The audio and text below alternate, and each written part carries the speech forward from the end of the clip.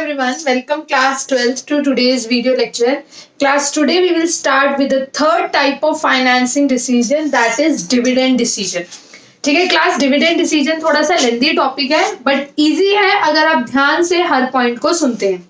Dividend decision क्या होता है class? According to the dividend decision, firm जो भी प्रॉफिट अर्न करता है आफ्टर पेमेंट ऑफ टैक्स, यहाँ पे हम बात कर रहे हैं जब टैक्स पे हो गया उसके बाद जो प्रॉफिट बचा है उसमें डिसाइड करना कि कितना profit firm as a dividend distribute करना चाहता है to the shareholders and कितना प्रॉफिट फर्म अपने पास रिटेन करना चाहता है, यानी रिटेन्ड अर्निंग्स की फॉर्म में रखना चाहता है. तो डिविडेंड डिसीजन बहुत सिंपल से वर्ड्स में क्लास अगर आपको बोला जाए तो बहुत छोटा सा सिंपल सा डिसीजन है, यानी वो फाइनेंशियल डिसीजन जिसके अंदर फर्म ये डिसाइड करता है कि कितना प्रॉफिट टैक्स पे करने के बाद कितना profit firm as a dividend distribute करता है to the shareholder and कितना प्रॉफिट फर्म अपने पास रिटेन करता है. डिविडेंड क्लास सबको पता होगा कि जो डिविडेंड क्या होता है, डिविडेंड वो पोर्शन होता है प्रॉफिट का जो शेयर होल्डर्स को मिलता है. जब शेयर होल्डर्स किसी भी कंपनी के शेयर्स में इन्वेस्ट करते हैं तो उन्हें प्रॉफिट का कुछ पोर्शन मिलता है जिसे हम क्या कहते हैं, डिविडेंड. रिटेन्ड अर्निंग्स आप सब जानते हो कि कंपनी अपना प्रॉफिट जो है वो सेव करके रखती है अपने ही ऊपर इन्वेस्ट करने के लिए कि कंपनी उस पैसे को री इन्वेस्ट कर सके. रिटेन्ड अर्निंग्स का ये फायदा होता है कि जब कंपनी के पास अपनी रिटेन्ड अर्निंग्स है तो उसे फंड्स के लिए एक्सटर्नल सोर्सेस पे डिपेंड करने की जरूरत नहीं है क्योंकि उसके पास अपना पैसा है, वो उसी पैसे को बिजनेस में री इन्वेस्ट कर सकते हैं. Now let's read the definition of dividend decision. A dividend decision involves deciding about how much of the profit earned by the company after paying tax. इस चीज का क्लास ध्यान रखना कि जो प्रॉफिट है वो टैक्स पे करने के बाद की बात कर रहे हैं. That how much of the profit earned by the company after paying tax to be distributed as dividend to the shareholders. कितना हम जो पैसा है प्रॉफिट है वो डिविडेंड डिस्ट्रीब्यूट करें and how much of it should be retained in the business, और कितना प्रॉफिट बिजनेस में हम रिटेन करें. ये सिंपल सा डिविडेंड डिसीजन होता है. Is that clear class? अब now there are various factors affecting dividend decision.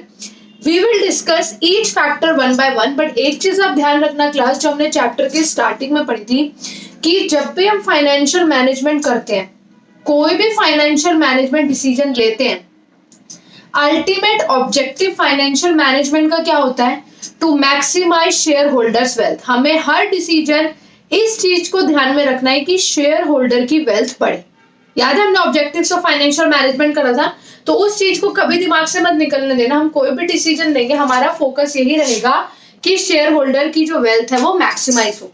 Is that clear? Now let's discuss factors affecting dividend decision. Now let's read about the first factor. Class first and second factor जो है इनमें ज्यादा difference नहीं है, बहुत easy factors हैं, ज्यादा इनमें कुछ एक्सप्लेनेशन भी नहीं है. पहला है amount of earning and second है stability of earning. Generally students इसमें कंफ्यूज हो जाते हैं, आपको कंफ्यूज नहीं होना क्लास. फर्स्ट पॉइंट में लिखा अमाउंट ऑफ अर्निंग, आप कितना कमाते हैं, कितना पैसा आप अर्न कर रहे हैं. Whereas the second one is stability of earning. Stability of earning means कि आपकी जो इनकम है, आपकी जो अर्निंग है वो स्टेबल है. स्टेबल मतलब बहुत ज्यादा फ्लक्चुएट नहीं करती. ऐसा नहीं होता कि कभी आप बहुत ज्यादा अर्न करते हैं, कभी आप बहुत कम अर्न करते हैं, ऐसा नहीं होता. आपकी स्टेबिलिटी चल रही है. पहला पॉइंट डिस्कस करते हैं class, amount of earning. See dividends are paid out of current and previous year earning. ये तो फैक्ट बात है क्लास, आपने इस साल कितना कमाया या पिछले साल कितना कमाया, डिविडेंड उस पर ही डिपेंड करता है कि आपके पास कितना पैसा है कि आप डिविडेंड पे कर पाओ. सिंपल सा कॉमन सेंस वाला यहाँ पे लॉजिक है.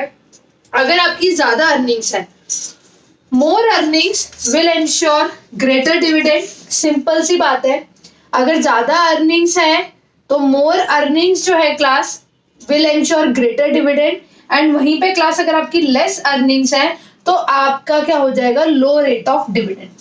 So more earnings will ensure greater dividend, whereas less earnings will lead to declaration of low rate of dividend. Simple सी बात है. Okay, next is stability of earning. Class देखो, जिन कंपनीज की एक स्टेबल अर्निंग है, बहुत ज्यादा फ्लक्चुएशन नहीं होती और रेगुलर एक कुछ फिक्स अमाउंट ऑफ इनकम उन्हें होती ही होती है, तो they are in a better position to declare higher dividend. Simple से पॉइंट्स है, सिंपल सी एक्सप्लेनेशन है।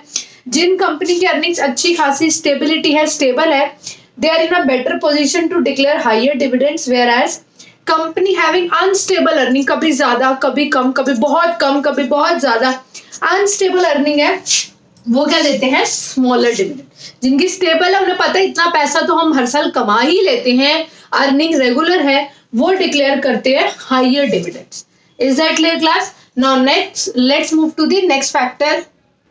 Next factor is class stability of dividends. Class इस पॉइंट को बहुत ध्यान से सुनना आप लोग।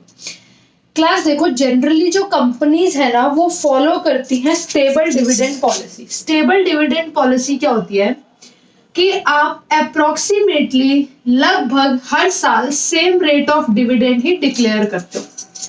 ऐसा क्यों करती हैं कंपनीज? जनरली सुनो क्लास, सपोज करो 2010 में कंपनी ने डिक्लेयर करा डिविडेंड 8 लाख, 2011 में कंपनी ने डिक्लेयर करा 10 लाख, 2012 में कंपनी ने डिक्लेयर करा 12 लाख। तो लोग बहुत खुश हो रहे हैं कि अरे वाह, कंपनी तो डिविडेंड का रेट इंक्रीज करती जा रही है। लेकिन सडनली 2013 में कंपनी डिक्लेयर कर दे 6 लाख, तो इस ईयर में कंपनी की रेपुटेशन एकदम खराब हो जाएगी। आप ध्यान से समझो विद एग्जांपल, तब आपको ये पॉइंट समझ आएगा, अदरवाइज ये पॉइंट आपको बहुत टफ लगेगा। ऐसा क्यों होता है क्लास? क्योंकि ना ये ह्यूमन साइकोलॉजी है। जब तक अगर हमें ज्यादा चीज मिलके फिर कम मिले तो हमें बहुत डिससैटिस्फैक्शन होती है। कम से ज्यादा मिले तो कोई इशू नहीं, लेकिन एक बार ज्यादा मिलके और सडनली चीज कम हो जाए तो हमें बहुत डिससैटिस्फैक्शन होती है। तो अगर शेयर होल्डर्स को 12 लाख डिविडेंड मिला एक साल और अगले साल उन्हें 6 लाख मिले, तो वो बहुत डिससैटिस्फाइड हो जाएंगे, कंपनी की रेपुटेशन खराब हो सकती है। तो कंपनी क्या फॉलो करती है? Stable dividend policy. Stable dividend policy में कंपनीज क्या करती हैं, उनको कितना भी ज्यादा प्रॉफिट और कम प्रॉफिट, उन्हें लगभग same amount of dividend every year declare करती है। लगभग, अगर बहुत ज्यादा प्रॉफिट हुआ तो पैसा सेव कर लेती हैं, लेकिन लगभग स्टेबल डिविडेंड जो है वो हर साल डिक्लेयर करती है। इससे क्या होता है कि ना, शेयर होल्डर्स पे एक बेटर इम्पैक्ट पड़ता है। उन्हें कम डिविडेंड नहीं मिलता किसी साल जो उन्हें डिससैटिस्फाई कर सके, क्योंकि अगर कम मिलेगा उस साल शेयर होल्डर बहुत डिससैटिस्फाई होंगे। तो वो company stable dividend policy follow करती है। अगर इस साल उनको ज्यादा प्रॉफिट हुआ भी 2011 में, तो वो उसको सेव कर लेंगे और डिविडेंड 8 लाख डिक्लेयर करेंगे। अगर 2012 में और ज्यादा प्रॉफिट हुआ तब भी वो डिविडेंड स्टेबल वाला ही डिक्लेयर करेंगे, प्रॉफिट को रख लेंगे। इससे शेयर होल्डर पे एक बेटर इम्पैक्ट पड़ता है और कंपनी की ना कैपिटल मार्केट में एक रेपुटेशन बनती है कि भाई हाँ देखो, ये कंपनी ना अपना डिविडेंड का रेट कम नहीं करती, स्टेबल रखती है, हर बार इतना डिविडेंड तो देती ही देती है। तो क्लास ध्यान से सुनना, डिविडेंड फिर से इन 4 सालों को सुनो, मैं आपको फिर इसको एक एग्जांपल देती हूँ। देखो सपोज करो ये है प्रॉफिट और ये है डिविडेंड, ठीक है, ध्यान से समझना। इस साल कंपनी को प्रॉफिट हुआ 10 लाख, तो कंपनी ने डिविडेंड डिक्लेयर करा 8 लाख। इस साल कंपनी को प्रॉफिट हुआ 11 लाख, कंपनी ने डिविडेंड बढ़ा दिया खुशी में 10 लाख। इस साल हुआ 14 लाख, कंपनी ने दिया 12 लाख। इस साल कंपनी को प्रॉफिट हुआ 8 लाख, कंपनी ने डिविडेंड दिया 6 लाख। तो मैंने आपको बताया था इस साल शेयर होल्डर बहुत ज्यादा डिससैटिस्फाई हो जाएंगे कि भाई हमें कम डिविडेंड मिला। इसीलिए ध्यान से सुनो class, increase in dividend is made only, increase in dividend सिर्फ तब करती है कंपनी जब उसे कॉन्फिडेंस हो कि ऐसा नहीं कि जो हमारी अर्निंग्स बढ़ी है ये टेम्परेरी है। जब कंपनी को पूरी श्योरिटी हो जाती है कि हाँ भाई अब हमारी अर्निंग पोटेंशियल बढ़ चुकी है, अब तो हम हमेशा ही ज्यादा अर्न करेंगे, तभी कंपनी डिविडेंड का रेट बढ़ाती है। अगर कंपनी को दिख रहा है कि ये अर्निंग्स बहुत छोटा इंक्रीज है, 10 लाख से 11 लाख कोई बड़ा इंक्रीज नहीं है, अगर इंक्रीज बहुत छोटा है, एक तो कंपनी तब डिविडेंड नहीं बढ़ाती है। या जब कंपनी को लगता है कि ये इंक्रीज जो है टेम्पररी है, हो सकता है अगले साल कम प्रॉफिट हो, अभी 11 से 14 लाख हुआ है, क्या पता अगले साल कम हो जाए, और हुआ भी, अगले साल और कम हो जाए। तो जब तक कंपनी को ये कॉन्फिडेंस नहीं आता कि हाँ हमारी सच में अर्निंग पोटेंशियल बढ़ चुकी है या हम एक्चुअली में ग्रोथ कर चुके हैं और हमारा जो अर्निंग कैपेसिटी है वो बढ़ चुकी है, तब तक कंपनी अपने डिविडेंड के रेट को चेंज नहीं करती। यही इस पॉइंट पे लिखा है। अगर आप ध्यान से एनसीईआरटी पढ़ेंगे तो क्लियर स्टेबिलिटी ऑफ डिविडेंड में एक्सप्लेन करा हुआ है कि increase in dividend is made only when the company is confident that there is an increase in their earning potential and not just the earning of current year. ऐसे नहीं कि अभी की अर्निंग बढ़ी, जब उन्हें पूरा विश्वास हो जाता है कि हमारी अर्निंग कैपेसिटी बढ़ चुकी है, हमारी अर्निंग पोटेंशियल बढ़ चुकी है, अब हम ज्यादा ही हमेशा अर्न करेंगे, ऐसे केस में कंपनी डिविडेंड ऑल्टर करती है। जब उसे लगता है टेम्पररी है या छोटा सा इंक्रीज हुआ तब नहीं करती। Is that clear class? तो ये पॉइंट को ध्यान से समझना, कंपनी डिविडेंड का रेट तभी बढ़ाएगी जब उसे कॉन्फिडेंस है कि उसका अर्निंग पोटेंशियल एक्चुअल में बढ़ चुका है। नेक्स्ट पॉइंट है class growth opportunities. Class growth opportunity का मतलब है जब कंपनीज अपने आप को ग्रो करना चाहती, ग्रो इन द सेंस या तो वो अपने प्रोडक्ट में डाइवर्सिफिकेशन चाहती है, मतलब अभी वो एक प्रोडक्ट लाइन में वो दूसरे प्रोडक्ट लाइन में एंट्री करना चाहते हैं, या वो अपनी ब्रांचेस और ओपन करना चाहते हैं। अगर अभी उनकी ब्रांच दिल्ली में है, वो मुंबई में, बेंगलोर में अपनी ब्रांच ओपन करना चाहते हैं। बेसिकली कंपनी ग्रो करना चाहती है। तो क्लास यहाँ पे ना लॉजिक से समझो, कुछ रटो मत, लॉजिक से समझो।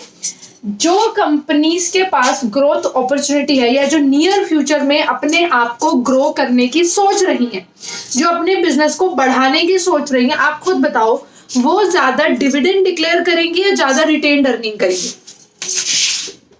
जो कंपनीज ग्रो करने की सोच रही है वो ज्यादा डिविडेंड अपने पास डिविडेंड डिस्ट्रीब्यूट करने को ज्यादा करेंगी या रिटेन्ड अर्निंग ज्यादा करेंगी? क्लास ऑब्वियस बात है वो रिटेन्ड अर्निंग ज्यादा करेंगी और डिविडेंड कम डिक्लेयर करेंगी। वाई? क्योंकि वो अपने पास पैसा सेव करना चाहती है, उसी सेव्ड पैसे से तो वो बिजनेस को बढ़ाएंगे।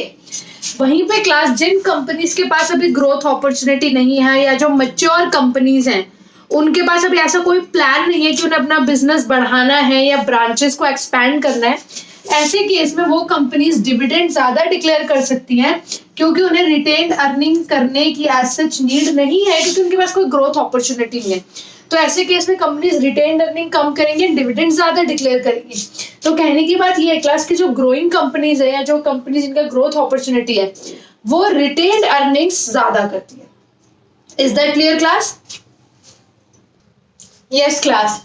कैश फ्लो पोजीशन, आप समझ ही गए होंगे कैश फ्लो पोजीशन से कि कंपनी के पास कैश इन हैंड कितना है, लिक्विडिटी कितनी है, कितना कैश है उनके पास।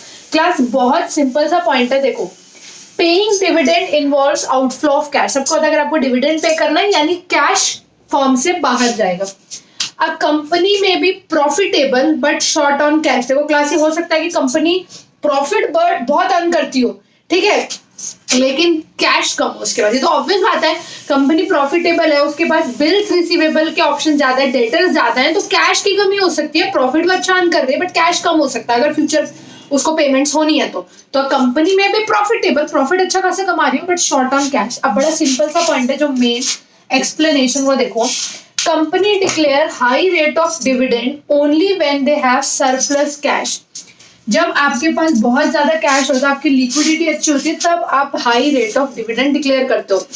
इन situation of shortage of cash companies declare no or very low dividend. Simple सी बात है, कैश ज्यादा है तो आप high rate of dividend declare कर रहे हो। अगर आपके पास शॉर्टेज ऑफ कैश है तो आप या तो डिविडेंड डिक्लेयर ही नहीं कर रहे या बहुत लो डिविडेंड डिक्लेयर कर रहे हो। Is that clear class? This point clear?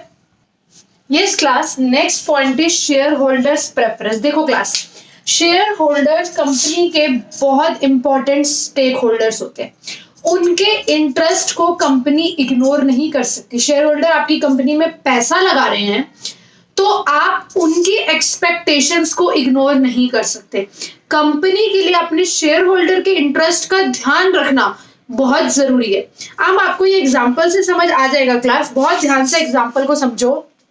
Now see class, suppose कोई कंपनी है जिसके पास लार्ज नंबर ऑफ यानी जो मेजॉरिटी शेयर होल्डर्स है वो रिटायर्ड पीपल है या मिडिल क्लास लोग हैं। मैक्सिमम जो मतलब उसके शेयर होल्डर्स का नंबर है उसमें लार्ज नंबर ऑफ रिटायर्ड या मिडिल क्लास शेयर होल्डर्स है।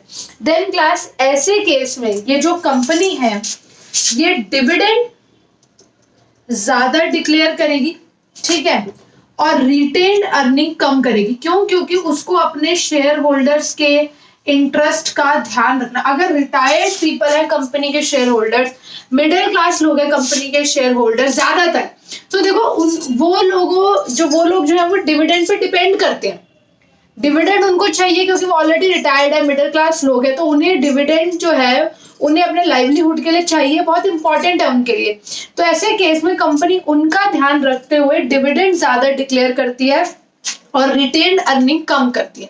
लेकिन वहीं पे अगर एक कंपनी है जिसके पास यंग और वेल्दी शेयर होल्डर्स हैं, यंग मीन्स वो अपने जॉब्स कर रहे, काम कर रहे, एक्स्ट्रा पैसा उन्होंने बस शेयर मार्केट में लगा दिया है, और wealthy share holder, rich share holders, already वो रिच है, उनके पास अच्छा खासा पैसा है, वो तो बस उन्होंने अपनी सेविंग्स को इन्वेस्ट करा है। तो ऐसे केस में क्लास कंपनी क्या करती है, वो डिविडेंड का रेट लो रख सकती है, रेट ऑफ डिविडेंड लो रख सकती है कंपनी ऐसे केस में, और जो रिटेन्ड अर्निंग है वो ज्यादा कर सकती है।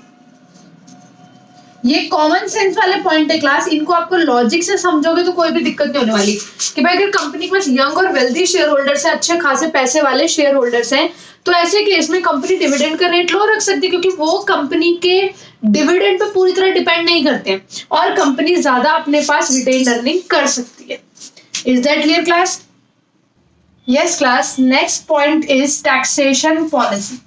क्लास देखो, जो हमारी कंट्री का टैक्सेशन सिस्टम है ना, उसके अंदर क्या रूल है कि जो डिविडेंड इनकम है, यानी जो कंपनी जब डिविडेंड डिस्ट्रीब्यूट करती है तो शेयर होल्डर को जो इनकम होती है डिविडेंड से, उस पे तो कोई टैक्स नहीं है, वो टैक्स फ्री है, यानी शेयर होल्डर्स को कोई टैक्स नहीं देना डिविडेंड इनकम पे। बट जब कंपनीज डिविडेंड डिस्ट्रीब्यूट करती हैं तो उनको डिविडेंड डिस्ट्रीब्यूशन टैक्स देना पड़ता है। समझ आ रही है बात? मैं इसको रिपीट कर रही हूँ, ध्यान से सुनो। हमारी कंट्री का टैक्सेशन सिस्टम ऐसा है कि जब कंपनी डिविडेंड डिस्ट्रीब्यूट करती है, ठीक है, सपोज आप लोग शेयर होल्डर हो, मैं कंपनी हूं, मैंने आपको डिविडेंड डिस्ट्रीब्यूट किया, तो आप लोगों को कोई टैक्स नहीं देना। शेयर होल्डर्स के लिए डिविडेंड इनकम टैक्स फ्री है, बट कंपनी के लिए डिविडेंड डिस्ट्रीब्यूट करने का टैक्स है डिविडेंड डिस्ट्रीब्यूशन टैक्स। पहले तो ये चीज पढ़ो। In the present taxation policy, dividend income is tax free in the hands of shareholders, whereas dividend distribution tax is levied on companies. अब देखो, अब नॉर्मल सी बात है, अगर डिविडेंड डिस्ट्रीब्यूशन टैक्स का रेट बहुत ज्यादा है, डिविडेंड डिस्ट्रीब्यूशन टैक्स रेट बहुत ज्यादा है, तो कंपनी क्या करेगी? लो रेट ऑफ डिविडेंड डिक्लेयर करेगी। ऑब्वियस बात है, लो रेट ऑफ डिविडेंड डिक्लेयर करेगी और टैक्स बहुत ज्यादा है, कंपनी इतना टैक्स नहीं देना चाहती। वहीं पे अगर डिविडेंड डिस्ट्रीब्यूशन टैक्स रेट बहुत कम है तो company hire rate of dividend declare कर सकती है। सिंपल सी बात है भाई, अगर डिविडेंड डिस्ट्रीब्यूशन में बहुत ज्यादा टैक्स है तो कंपनी कम डिविडेंड डिक्लेयर करेगी, अगर डिविडेंड डिस्ट्रीब्यूशन टैक्स कम है तो कंपनी हायर डिविडेंड डिक्लेयर कर सकती है। Yes class. Next point is stock market reaction. ध्यान से सुनो क्लास इस पॉइंट को। देखो क्लास, जब कंपनी डिविडेंड डिक्लेयर करती है ना तो उसका स्टॉक मार्केट पे बहुत इंपैक्ट पड़ता है।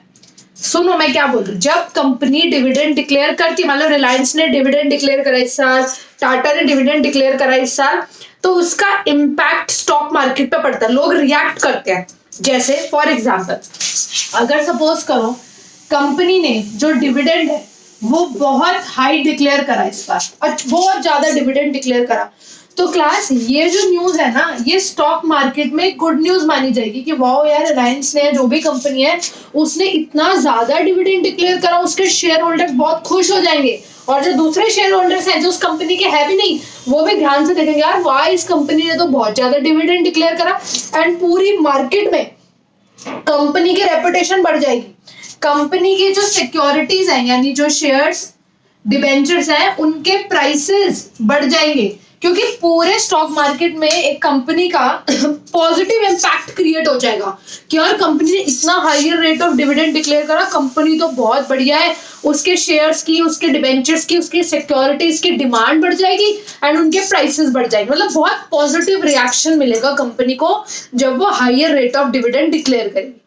वहीं पे अगर मानो कि कंपनी जो है डिविडेंड का रेट बहुत कम, मतलब बहुत कम डिविडेंड डिक्लेयर करती है या लास्ट ईयर के कंपैरिजन में कम डिविडेंड डिक्लेयर करती है, तो ये स्टॉक मार्केट में एक बैड न्यूज की तरफ फैलेगी। उनके शेयर होल्डर डिससेटिस्फाई हो जाएंगे, जो दूसरे शेयर होल्डर्स है वो भी देखेंगे अरे यार ये क्या कंपनी है इतना कम डिविडेंड देती है, तो उसके ये जो है ये स्टॉक मार्केट में बैड न्यूज की तरफ फैलेगी। ये जो न्यूज है इससे कंपनी की रेपुटेशन डाउन होगी और जो कंपनीज की सिक्योरिटी के प्राइसेस है वो डाउन होंगे, मतलब एक तरह से नेगेटिव इंपैक्ट होगा। तो डिविडेंड डिक्लेयर करने से पहले आप बहुत अच्छे से डिविडेंड पॉलिसी का इम्पैक्ट स्टडी कर लो कि इसका इम्पैक्ट क्या आएगा। भाई अगर ज्यादा करोगे तो बहुत अच्छा इम्पैक्ट आएगा, कम डिविडेंड डिक्लेयर करोगे तो नेगेटिव इम्पैक्ट आएगा। तो सोच के करो कि अगर आप कम डिविडेंड डिक्लेयर करो तो you have to be ready for this impact. समझ लो, तो डिविडेंड डिक्लेयर करने से पहले क्लास आपको जो एक इम्पैक्ट है स्टॉक मार्केट पे, जो आपकी डिविडेंड पॉलिसी का जो भी इम्पैक्ट आएगा स्टॉक मार्केट में, उसको आपको अच्छे से एनालाइज कर लेना। ठीक है, सिंपल सा पॉइंट है क्लास। ज्यादा डिविडेंड दोगे तो पॉजिटिव इम्पैक्ट आएगा, कम डिविडेंड डिक्लेयर करोगे तो नेगेटिव इम्पैक्ट आएगा। तो ये चीज सोच समझ के आपको डिसीजन लेना है। Next point is class access to capital market. इसका मतलब है कि फर्म की कितनी पहुंच है कैपिटल मार्केट में, उसकी अप्रोच कितनी है कैपिटल मार्केट में। अभी आप कैपिटल मार्केट को समझो सिंपल लैंग्वेज में स्टॉक मार्केट, कि फर्म की कितनी इजी पहुंच है वहां पे। देखो जो बड़ी कंपनीज है, रेप्यूटेड कंपनीज है, जिनकी इजी एक्सेस है कैपिटल मार्केट में। इजी एक्सेस मतलब इजी पहुंच का मतलब क्या है कि अगर वो सिक्योरिटीज इशू करती है तो उन्हें पता है लोग फटाफट रेडिली खरीद लेंगे, उनकी सिक्योरिटीज की काफी डिमांड है मार्केट में। समझ रहे हो एक्सेस का मतलब क्या है, पहुंच का मतलब क्या है। पहुंच तो सब सकते हैं वहां पे, पहुंच का मतलब है कि जब वो मार्केट में सिक्योरिटीज इशू करती है तो वो कंपनीज की सिक्योरिटीज की काफी अच्छी डिमांड है मार्केट में और फटाफट उनकी सिक्योरिटीज बिक जाती है।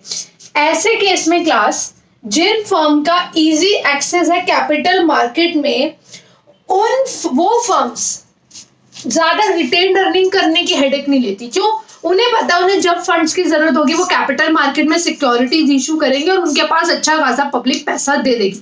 तो जिन फर्म्स की इजी एक्सेस है, इजी पहुंच है कैपिटल मार्केट में, वो कंपनीज रिटेन अर्निंग कम करती हैं, डिविडेंड ज्यादा डिक्लेयर कर देती है, क्योंकि उनको रिटेन अर्निंग करने की ज्यादा नीड ही नहीं है। क्यों नीड नहीं है? क्योंकि जो फर्म है उसको पता है पैसे की जब जरूरत होगी कैपिटल मार्केट से पैसा आ जाएगा। लेकिन मान लो जो न्यू कंपनीज है, छोटी कंपनीज है, जिनकी इतनी एक्सेस नहीं है कैपिटल मार्केट में, जिनको पता है अगर वो सिक्योरिटीज इशू भी कर लेंगे तो उसकी कोई रेडी डिमांड नहीं है, जरूरी नहीं कि फटाफट पब्लिक उनके सारी सिक्योरिटीज खरीद के उनको पैसा दे देगी, क्योंकि वो नई कंपनीज है, छोटी कंपनीज है, उनकी इतनी एक्सेस नहीं है, इतनी उनकी सिक्योरिटीज की डिमांड नहीं है। तो वो लोग हमेशा अपनी रिटेन्ड अर्निंग ज्यादा करते हैं, क्योंकि उन्हें पता है कि जब पैसे की जरूरत होगी, जब उन्हें पैसा चाहिए होगा, तो कैपिटल मार्केट से एकदम पैसा नहीं मिलेगा। तो वो कंपनीज रिटेन अर्निंग पे ज्यादा भरोसा करती हैं और डिविडेंड जो है वो कम डिक्लेयर करती हैं।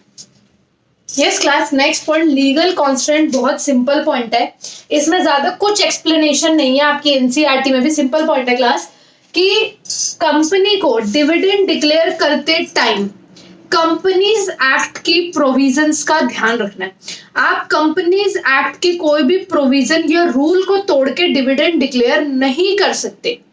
Are you getting this thing class? यानी डिविडेंड डिक्लेयर करते टाइम जितने भी प्रोविजंस है हमारे लॉ का यहाँ पे पर्टिकुलर किसकी बात हो रही है? कंपनीज एक्ट की, कि डिविडेंड डिक्लेयर करते टाइम कंपनीज एक्ट के जो भी प्रोविजंस है वो आपको फॉलो करने हैं, उनको अडेयर करना है, एंड उनको ब्रेक करके या उनको डिसओबे करके आप डिविडेंड डिक्लेयर नहीं कर सकते।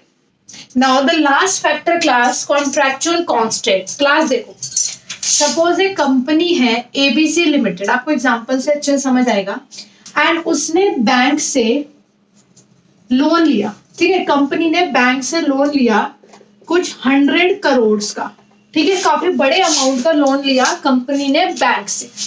तो when a company borrows funds from a lender, then the lender may put certain restrictions on the distribution of dividend.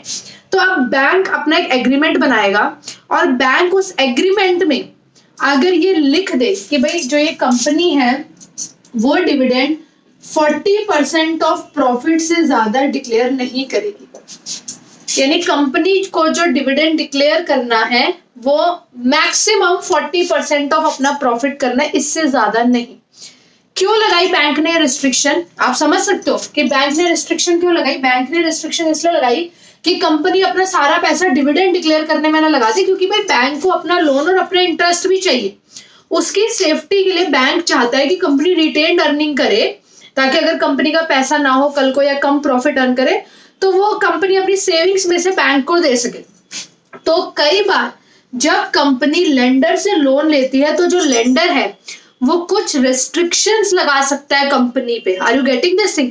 वो कंपनी पे रेस्ट्रिक्शंस लगा सकता है कि वो कंपनी ज्यादा डिविडेंड डिक्लेयर ना करे, वो payment of dividend pay restriction लगा सकता है। जैसे इस केस में कंपनी ने लगाया कि भाई आप सिर्फ 40% ऑफ प्रॉफिट ही आप डिविडेंड डिक्लेयर कर सकते हो, इससे ज्यादा नहीं, मैक्सिमम 40% ऑफ प्रॉफिट, ताकि क्योंकि बैंक ये चाहता है कंपनी डिविडेंड कम डिक्लेयर करे, 60% सेव करे, ताकि इन फ्यूचर बैंक को अपना जो रीपेमेंट है इंटरेस्ट का या बैंक लोन का उसकी सिक्योरिटी हो सके। तो जब भी आप किसी से लोन लेते हो और जो लेंडर इस तरह की रेस्ट्रिक्शन लगाता है कि आप maximum 40% of profit he dividend declare कर सकते हो, तो ऐसे केस में कंपनी को वो कॉन्ट्रैक्ट फॉलो करना होता है, कॉन्ट्रैक्ट के टर्म्स एंड कंडीशंस को फॉलो करना होता है। समझ आ गई क्लास बात ये कि जो भी लेंडर अपने कॉन्ट्रैक्ट में पेमेंट ऑफ डिविडेंड को लेकर रेस्ट्रिक्शन लगाता है, कंपनी को उस रेस्ट्रिक्शन को फॉलो करना है, कंपनी को लोन एग्रीमेंट के टर्म्स एंड कंडीशन को वॉयलेट नहीं करना है। Is that clear class? तो आई अंडरस्टैंड कि डिविडेंड डिसीजन एक लेंथी टॉपिक है, इसके काफी सारे फैक्टर्स है, कुछ ट्रिकी है कुछ इजी है, तो try to attend the lecture with full concentration and हो सके तो आप एक बार दोबारा कंप्लीट लेक्चर अटेंड करो ताकि आपके माइंड में अच्छे से रिटेन हो जाए। फिर भी क्लास आपको किसी पॉइंट में कोई भी कंफ्यूजन है तो you can mark it in the comment box.